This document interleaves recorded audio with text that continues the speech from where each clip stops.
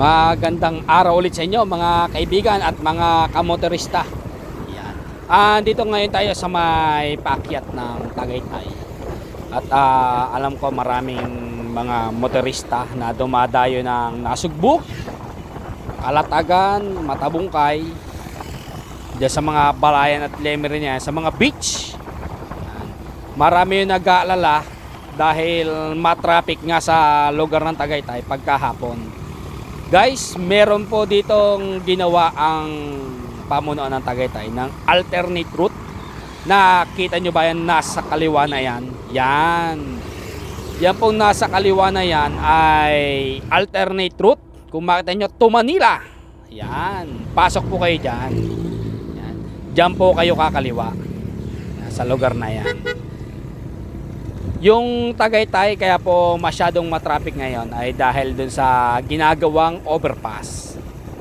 At alam ko maraming driver na nag-aalala dyan kapag hapon, uwian na, lalo na kapag weekend o mga long weekend holiday.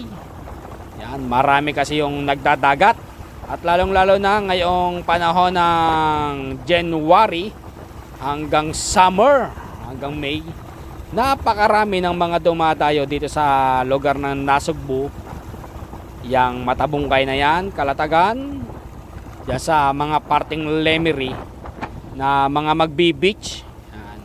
At nabibitin yung kanilang paglalangoy at pagbi-beach dahil nga yung mga driver ay nag-aalala na mata-traffic silang masyado diyan sa may Tagaytay. Yan. Kapag kahapon na guys, yan, alam nyo, napaka-traffic talaga dyan. Pwede nyo pong daanan ito. Yan, itong lugar na ito.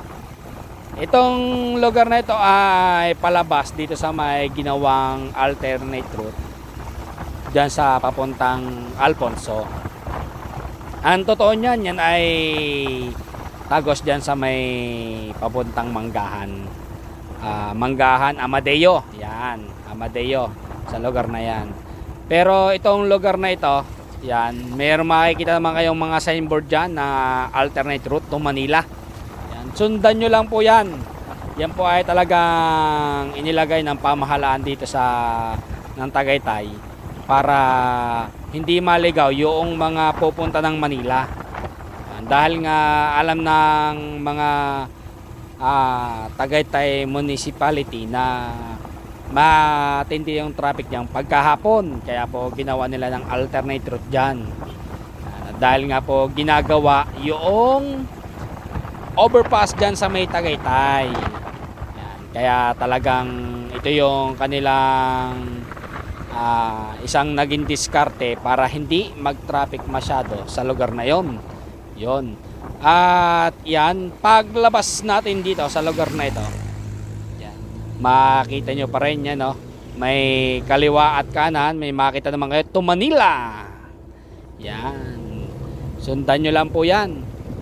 Yung lalabasan nyo po dito guys ay isang malaking daan na kapag kumaliwa kayo ay papuntang Alfonso. Hindi pa lang po masyado itong nadadaanan dahil nga hindi pa ito tapos dyan sa may papuntang Mendez. Pero dadaanan po natin yan ngayon. Hindi lang po tayo dadaan ngayon ng Alfonso dahil lampas na tayo. Yan. At kung makita nyo, yan ay medyo maliit lang. Ang mga pwede lang po dumaan dito, siyempre yung mga light vehicles.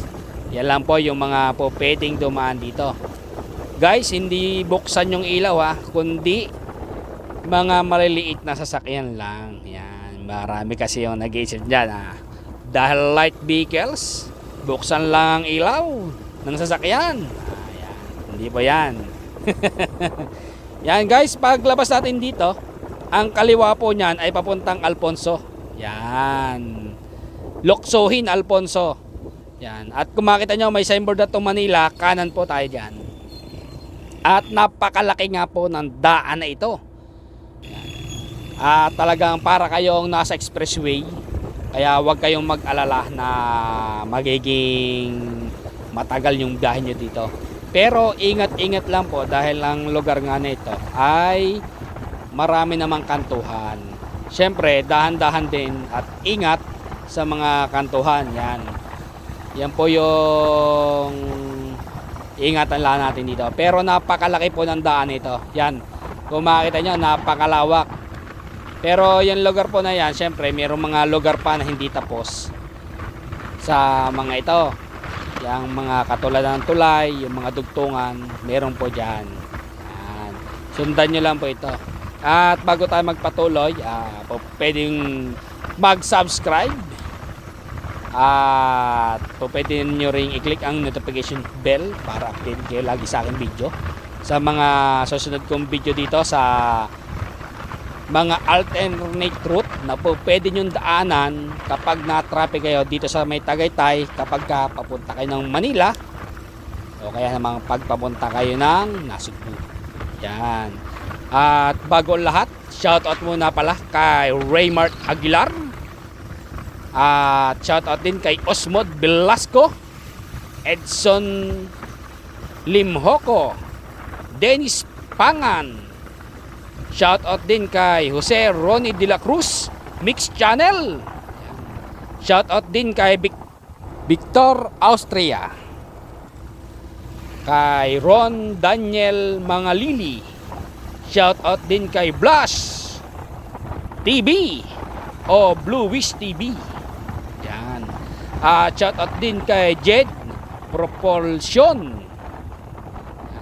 At guys, yan, papunta na tayo ngayon dito. Pag kanan po natin dyan, dito ang lugar kung saan pataas ito.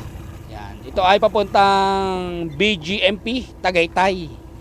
Ang lugar na ito. Yan, tataas na po tayo dyan. At kung kayo ay dediretso, palabas po yan ng Anuling. Yan. Pero hindi tayo dediretso dyan. Kumanan lang po tayo dito dahil yung pinakadiretsyon diyadaanan natin kanina ay hindi pa po tapos. Yung po ay hanggang doon lang sa may tulay. At sa sunod, sana kung maganda sana talagang matapos agad yon ay diretsyon na papuntang Tagaytay. Yan, kung makakita nyo, kakaliwa natin tayo dito to Manila. Guys, light vehicles lang po ulit. Maliliit na sasakyan lang ang po pwede pong dumaan dito sa lugar na ito. Kung mapansin nyo po, maliit yung daan, sa lubungan lang. Kaya po, ingat pa rin kapag tayo ay nagmamaneho dito. Ayan. Ito pong lugar na ito, ang labas po nito ay sa may Mendez. Yun po yung lalabasan natin, yung kantuhan doon. At pagdating nga po sa kantuhan doon, kung kayo ay kakanan, papunta po yun ng Crossing Mendez. Kung kayo ay kakain pa ng Tagaytay, magkakainan pa dyan, po pwede po kayong kumanan.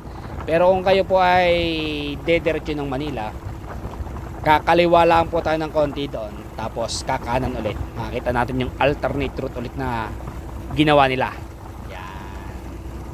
At sa pagpapatuloy nga natin sa ating shoutout kay Lito Victor Del Rosario, at shoutout din kay Alan Sabidera,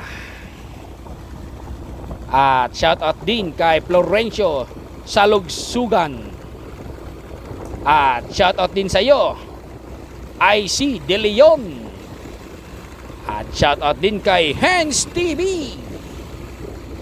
Shout din sa iyo Lito Sapran. At shout out din kay J Barbosa TV.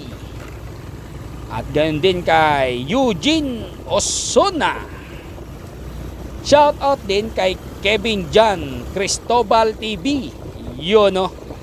At sa ating Mason Carpenter PH, shout out din sa iyo. At kay Michael Sambramno, yan, shout out po sa inyo. Yan. At patuloy ulit tayo sa pagdiretso sa daan na ito. Yan. Dire-diretso lang po ito. At o nga pala guys, yung ating dadaanan na ito ay palabas papuntang Amadeo. At kung gusto nyo pong dumaan ng Olivares, Pwede nyo pong diretsuhin yon. Yan. Sa lugar nito guys ay medyo makipot. Yan. At talagang minsan ay bigayan lang kapag medyo malaki-laki ng konti yung sasakyan. Lalo na pagka mga van.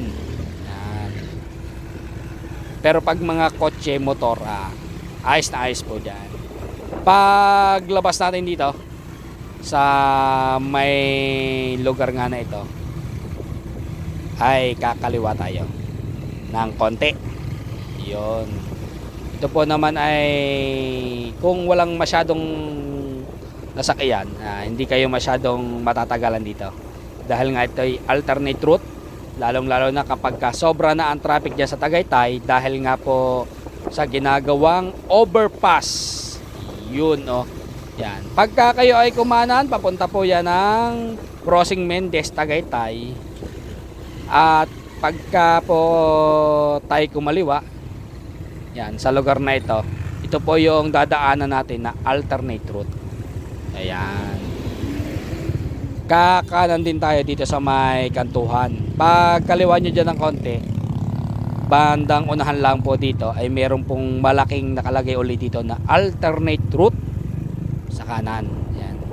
Yung tapat po nito guys, yan, yung tapat ng malaking daan na yan sa may kaliwa, ayan po yung hindi pa tapos na kapag ka nga nagdire-diretso sana, pagka natapos na ay dire-diretso ng Alfonso, hindi na kayo dadaan dun sa dinaanan natin sa may BGMP, diretso na.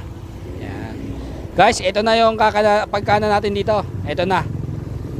Meron po lang ulit tayong konting safety dito dahil meron pa rin mga kantuhan dito na minsan ay may lumalabas na bigla tricycle dyan sa may mga gilid-gilid sa may kantuhan.